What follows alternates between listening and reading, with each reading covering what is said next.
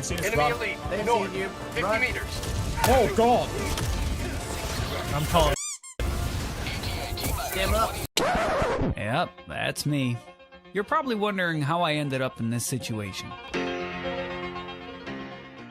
The more I play Helldivers 2, the more I enjoy fighting automatons. Now, I don't know if it's because I spend most of the time in the bug-controlled areas and it's something fresh, or if it's the more careful approach automatons require. Regardless, I can't help but notice that automatons are a more difficult enemy fraction. Or are they? Let's figure it out. When it comes to facing enemies in Helldivers 2, players are met with an array of foes. Among them, automatons stand out as a formidable adversary. These metallic, humanoid, at least most of them, monstrosities are armed to their teeth, wielding everything from blades to long-range flamethrowers. But wait! There's more! At their disposal, they also have machine guns, the new AT-AT, cannons, tanks, and even the Eye of Sauron.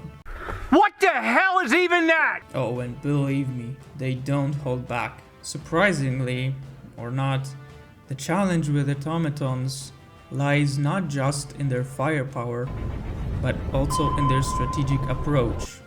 Unlike the bugs, which are mostly melee type enemies, or at least they have to be rather close to you to deal any meaningful damage, automatons are predominantly medium to long range focused enemies. So to fight bugs, you would have to keep distance between you and them while serving them democracy, a run and gun tactic if you will.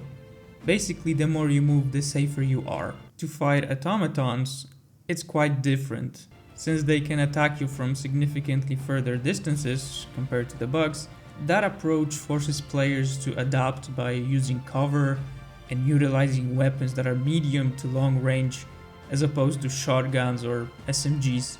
And in general, we have to be a lot more careful to avoid being turned into Swiss cheese.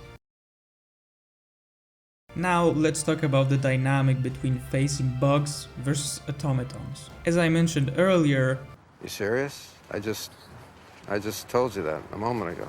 bugs are more about melee damage, giving us plenty of opportunities to unleash the might of democracy on them before they get close enough to pose a serious threat. You're way too close! And that is a faster paced and adrenaline fueled experience, which despite the premise of Helldivers 2, kinda makes you feel more like the main character, rather than another expendable soldier. On the other hand, automatons demand a different playstyle altogether. With their ranged attacks and a number of heavily fortified outposts, we are forced to adapt a more strategic and cautious approach. Here, it's a lot less about being in the open while trying to keep distance, and more about taking cover and avoiding hails of bullets and occasional rockets. Those circumstances put you right back into the boots of a low-ranked soldier who is not only fighting for democracy,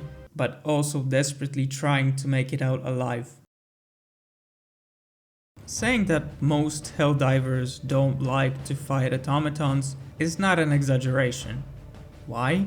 Because even the devs realized that. That's why there was a major order for liberating automaton-controlled regions. Now, I'm not saying that no one is spreading democracy on those planets, but the majority of players would rather fight the bugs. Add random people in parties with no communication, the challenge, and different, more tactical and careful approach, and instead of feeling rewarded for overcoming difficult enemies, you're frustrated and feel like it's just better to fight the different enemies, ones that don't require as much careful gameplay.